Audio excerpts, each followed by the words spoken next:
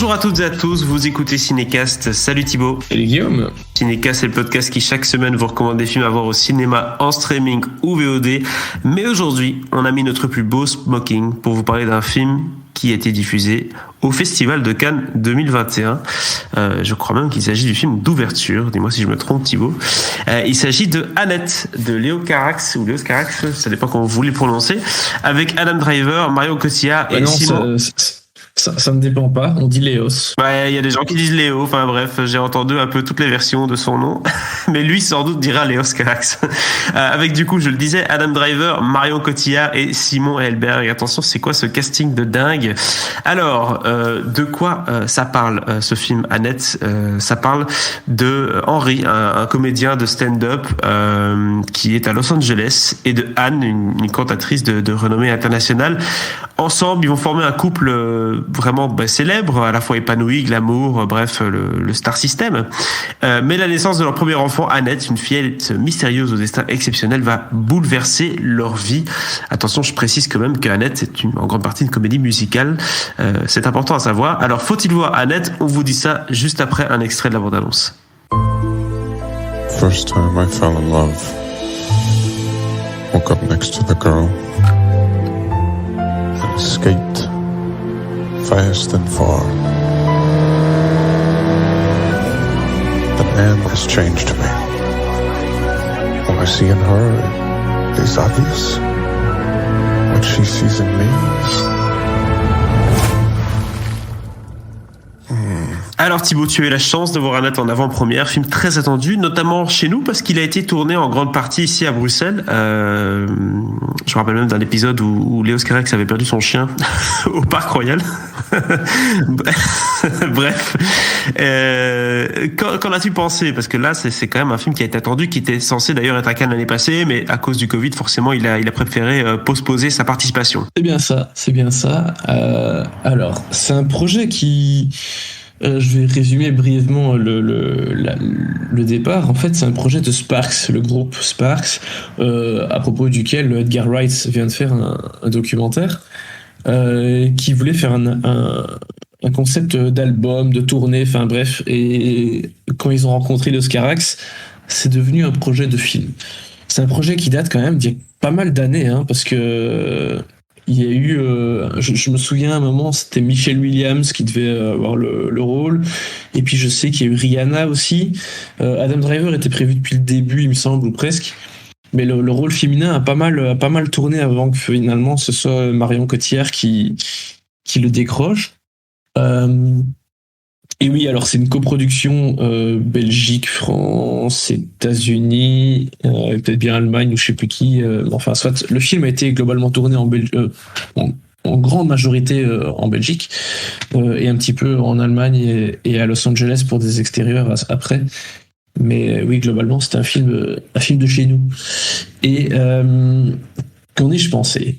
Alors, à nouveau, je l'ai déjà dit plusieurs fois, je suis pas comédie musicale. Mais j'ai plutôt été séduit dans l'ensemble. Ça a l'air d'être un truc assez beau, hein. Je veux dire, dans la bande-annonce, c'est vrai qu'en regardant ça, on voit qu'il y a une vraie maîtrise des plans, un côté un petit peu féerique. Ça nous propose vraiment un objet cinématographique unique. Ah, c'est clair. Les décors sont assez géniaux.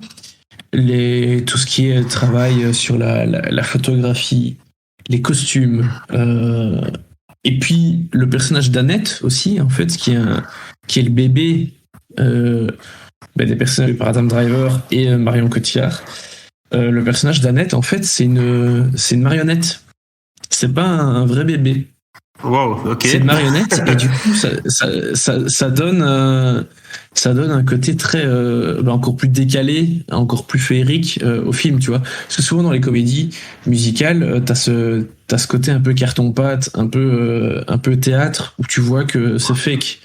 Ouais. Parce que ça fait partie du truc décalé, léger, féerique, poétique, tout ce que tu veux, quoi. Et bah clairement, on est dans cette lignée-là aussi ici. Hein, il y a des décors, tu vois bien que ce sont des décors. Hein. mais clairement, ça fonctionne complètement dans ce genre d'histoire, quoi. Tout à fait. Donc j'ai l'impression que cette mise en scène un peu carton-pâte, Michel Gondry, ça donne du coup un style assez sympathique, assez authentique à Annette. À côté de ça, l'histoire principale du film avec ce couple et cet enfant, ça a l'air d'être un peu dans les grandes thématiques des comédies musicales. Hein. Oui, c'est-à-dire qu'en fait les deux sont des stars. Et puis à un moment, il y en a un des deux qui va avoir plus de succès que l'autre.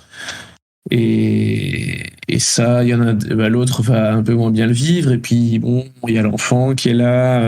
Il y a du coup, faut jongler avec la vie de famille, la vie sur scène, enfin tous ces trucs là, quoi. Et jusqu'au moment où ça va basculer un peu dans autre chose.